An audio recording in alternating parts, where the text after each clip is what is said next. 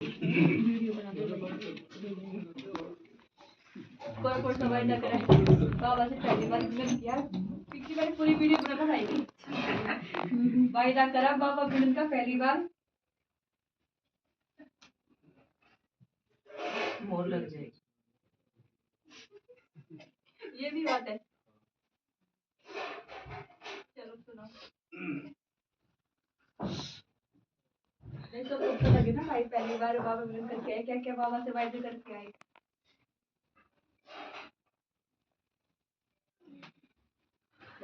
आप जा रहे हो क्या? वो खा के जाना पड़ता है, जाना नहीं। कोई नहीं जाना, फिर लेट हो रहे हैं ना। देखो हीटर चला दिया आपको, तेज चढ़ाई करके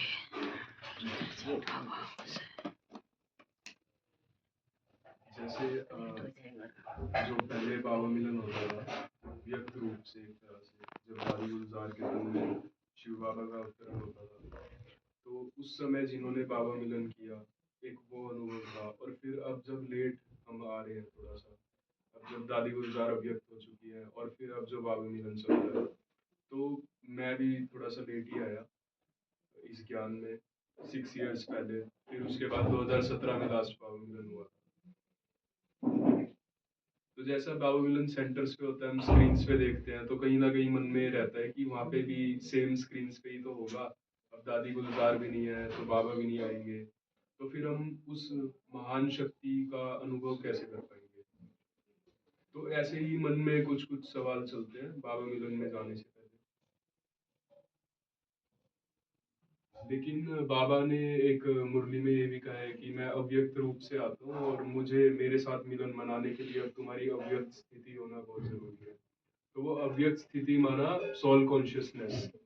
जब हम सोल कॉन्शियसनेस होते हैं तो ही हम उस सुप्रीम सोल की पावर्स को फील कर पाएंगे।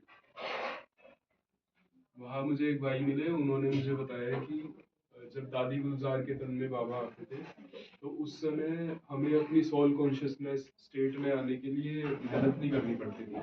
अभी तो हम आत्माएं ये मेहनत करते हैं कि मैं आत्मा हूँ, ये मेरा शरीर है, हम इससे डिटैच फील करें, इससे उपराम हो जाए। तो ये एक तरह से कहीं ना कहीं हमारी मेहनत है। लेकिन उस समय उन्होंने बताया वो नेचुरली होता था। वो आते, बाबा आते थे और हमारी अव्यक्त स्थिति हो जाती थी, और वो हमारा बहुत लंबे समय तक के लिए हम देह बान में ही नहीं आते थे। तो ऐसे सबका अपना अपना अनुभव होता है। तो उस अव्यक्त, मेरा भी ये था कि मुझे इस बार अव्यक्त स्थिति में खुद को रखना है। मतलब उस टाइम में मेहनत नहीं करना चाहता था कि हाँ, जब बाबा मिलन स्टार्ट हुआ तब हम बैठ के आत्मिक स्थिति का अभ्यास कर रहे हैं, फिर हम मिलन मना रहे हैं। एक तो वो जो हम करते हैं, और एक है हम उस स्थिति को पहले से ही बनाए। तो उसके लिए, क्योंकि पहला बाबा मिलन था, तो मैंने ये सोचा था कि मैं खुद को साइलेंस में रखूंगा। क्योंकि हम जब साइलेंस में रहेंगे, दूसरों से कम बातचीत में आएंगे, तो कहीं ना कहीं हम अपनी आवाज़ को सुनते हैं उस समय साइलेंस में बैठ के। तो वही मैंने दीदी को बोल दिया था कि एक दिन पहले ही कि दीदी मैं साइलेंस में रहूँगा, क्योंकि सेवा वगैरह भी करनी होती है। तो दीदी ने कहा ठीक है। तो उस दिन मैं ऊपर चला गया था, मतलब पांडव भवन में, और ज्ञान सरोवर में एक दिन मैं वहाँ रुका था। और मेरा यही लक्ष्य था कि मैं ज्ञान की, हम क्लासेस तो बहुत सारी लेते हैं, हम जब भी जाते हैं माउंट आबू तो क्लासेस लेते हैं, योग करते हैं, यही सब होता है। लेकिन मेरा था एक दिन पहले मेरे को कंप्लीट साइलेंस में रहना है और सिर्फ योग करना है, जो आज तक मैंने कभी नहीं किया था। पूरा एक दिन ऐसे योग, हम थोड़ा बहुत देर बैठ के तो खुद के साथ योग करते हैं, मेडिटेशन करते हैं, पर पूरा टाइम मतलब 24 आवर्स वो मैंने नहीं किया था। तो उसको एक्सपीरियंस करने के लिए फिर मैं चला गया था ज्ञान सरोवर में। वहाँ उन्होंने कहा कि सारा कैंपस फुल है, लेकिन अब हम, जैसे हॉल होता है ना, हॉल में सिंगल बेड डाल देते हैं, तो ऐसे एक जगह खाली है। तो मैंने कहा मुझे कहीं भी रोक लो, मैं रुक जाऊंगा, मुझे कोई इश्यू नहीं है। ऐसा नहीं है कि मुझे एक पर्टिकुलर रूम ही चाहिए। मेरे को तो, मेरा तो मेन ये था एम कि मुझे पांडव वन में ज़्यादा से ज़्यादा टाइम स्पेंड करना है इस बार, वहाँ की वाइब्रेशंस को कलेक्ट करना है। तो बस फिर मैं उसके बाद पांडव वन गया, और एक एक डेढ़ डेढ़ घंटा बाबा रूम में बैठना, उस, जो हमारे ऐसे 4 स्थान है, सभी स्थानों पे टाइम स्पेंड करना, और किसी से बात ना करना, सिर्फ खुद से बात करना, आत्मिक स्थिति का अभ्यास करते रहना। और सचिन भाई एक क्लास में बोलते हैं डाउन कास्ट आई, मतलब हमारी आंखें भी किसी की आंखों से ना मिले, आई कांटेक्ट भी ना हो, क्योंकि जब आई कांटेक्ट होता है तो वाइब्रेशंस बहुत स्ट्रांगली एक्सचेंज होती है।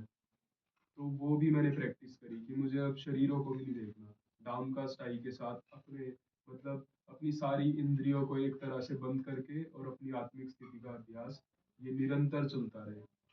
तो वो चलता रहा। फिर अगले दिन सुबह 4 बजे का वक्त था, और क्योंकि ज्ञान सरोवर रात को आना होता है, आप जहाँ रुके होते हो, तो सुबह 4 बजे भी था कि अमृत वेला बाबा वहाँ पे ही हो पांडव वन में। तो मैं 3:30 बजे उठ के और पौने 4 बजे तक ऐसे 3 बजे उठ के पौने 4 तक रेडी होके जहाँ ज्ञान सरोवर से बस मिलती है मैं वहाँ जाके खड़ा हो गया। और मुझे नहीं पता था, मुझे था कि कोई जाएगा तो मैं बैठ जाऊंगा, पर एक ये भी था कि अगर मेरे को 4 बजे तक कुछ नहीं मिला तो मैं अपना अमृत वेले का टाइम मिस नहीं करने वाला, आज मैं यहीं पे ज्ञान सरोवर में कर लूंगा। तो 10 मिनट बाद ऐसी एक कार जा रही थी तो उन्होंने मुझे बिठा दिया था। फिर पांडव वन में योग किया और फिर आए बाबा मिलन के लिए। और फिर मैंने दिन में थोड़ा रेस्ट भी किया 1-2 घंटा, क्योंकि मुझे था कि जैसे 3 बजे से बाबा मिलन शुरू होता है और रात के 8 बजे तक चलता है, तो ऐसे एक जगह पे स्थित बैठना मुझे नहीं लगता था कि कैसे हो पाएगा, क्योंकि बॉडी भी थक जाती है 5-6 घंटे ऐसे बैठने में, और कभी ऐसे बैठे भी नहीं लाइफ में आज तक। फिर बाबा मिलन शुरू हुआ और वो सब मतलब एक अलग ही वाइब्रेशंस में फील कर पा रहा था कि जैसे सच में ही कोई आएगा। और फिर जब डायमंड हॉल में जाने लगे तो ये मेरा मतलब एक्सपीरियंस था कि जैसे हम क्लासरूम में जाते हैं तो सबकी चप्पलें बाहर उतरी रहती है, और वहाँ तो शूज की चप्पलों की भरमार, मतलब मतलब ऐसा लग रहा था जैसे इस दुनिया की कितनी आत्माएं, कितनी प्यासी आत्माएं जो उसका इतनी बेसब्री से इंतजार कर रहे हैं अंदर बैठ के। उनका मिलन होता है मतलब 6:30 बजे शुरू होगा, लेकिन वो 3 बजे से वेट कर रहे हैं, अपनी स्थिति बनाएंगे। तो वो इतना ज्यादा खुद पे पुरुषार्थ करना। 2-2:30 बजे ही शुरुआत हो जाती है, बैठने के लिए जगह बैठने नहीं के मिलती, लिए बालकनी में भी नहीं वही। मिलती, नीचे की तो बात क्या। तो वो सब, और जैसे हमने तो वो टाइम भी देखा है जब स्कूल्स में हमें पट पे बैठ के एग्जाम देने होते थे, दरी पे बैठ के कॉपी पेन रख के हम पढ़ते थे। तो और हम सेंटर्स पे तो हमारे पास सारी फैसिलिटीज है, चेयर्स है, सब कुछ है मतलब।